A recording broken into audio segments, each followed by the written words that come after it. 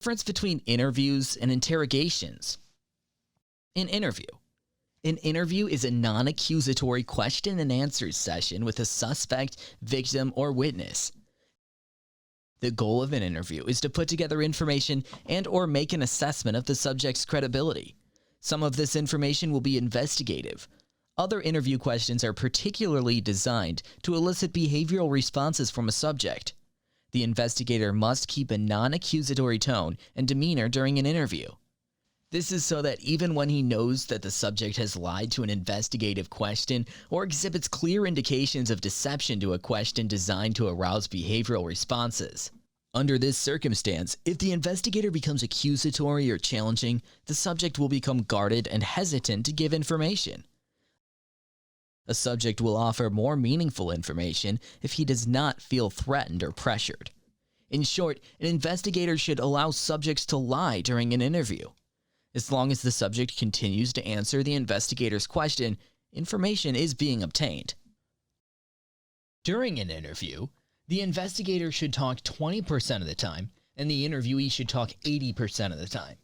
To accomplish this balance, the investigator should keep his or her questions concise and, whenever possible, evoke a narrative response from the subject, known as close-ended question.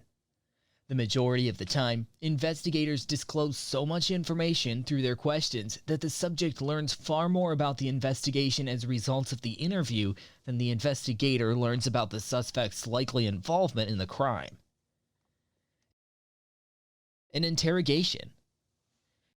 An interrogation is intended to extract the truth from someone whom the investigator suspects of being either guilty of fraud or has lied during an interview.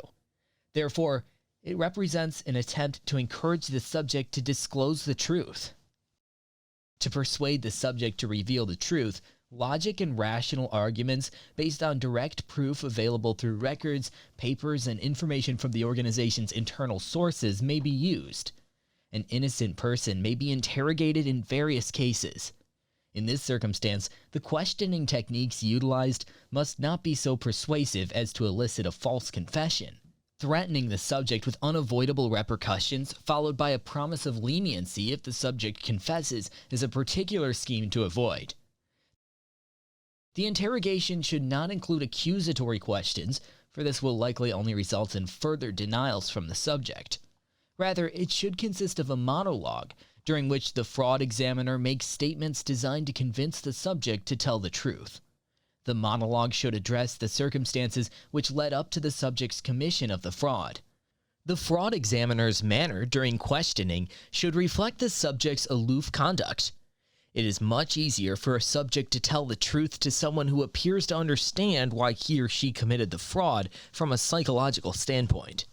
The fraud examiner should never tell the subject how serious his or her conduct is or what punishment he or she could face. Such reminders strengthen the subject's attempt to escape repercussions through continued denials. If the fraud examiner's persuasive statements affect the subject, the guilty subject often exhibits signs which indicate that he is considering telling the truth. At this point, the fraud examiner asks a question that offers the subject two choices relating to some aspect of the crime. If the subject now accepts that the fraud has happened on the spur of the moment or because his immediate senior forced him to do so, this represents his initial admission of guilt. If the fraud examiner makes no evident distinction between interviewing and interrogation, less information will be learned when questions are asked during the interaction that resembles interviewing, and the persuasive impact of the interrogation stage will be minimized. Of the greatest concern, however, is that the guilty suspect may never truly be persuaded to reach a stage where he is willing to openly talk about his crime, the first admission of guilt. Under this circumstance, often active persuasion is used to take out details of the confession piece by piece. The voluntariness of that confession, and even its trustworthiness, may later be challenged in court.